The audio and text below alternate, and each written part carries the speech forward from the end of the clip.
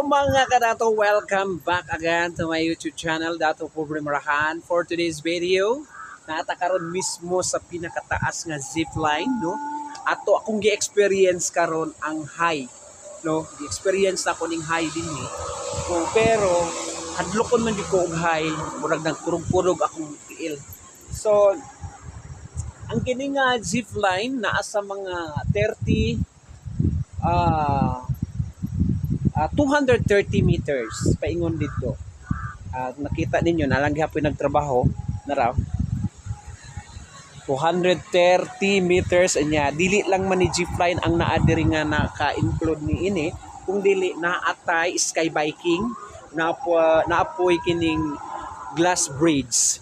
Ayan, dinhi mismo sa Cloudmore Rainforest para ma-experience ninyo ang mga rides din sama sa zipline, sama sa sky biking, sama sa glass bridge.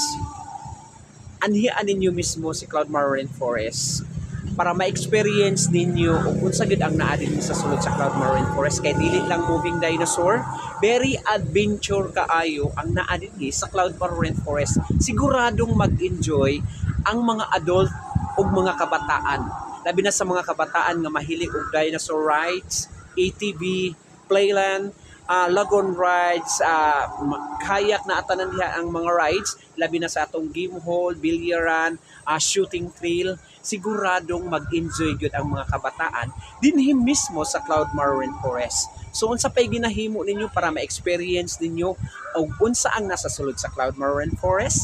Please visit now. More fun in 2025.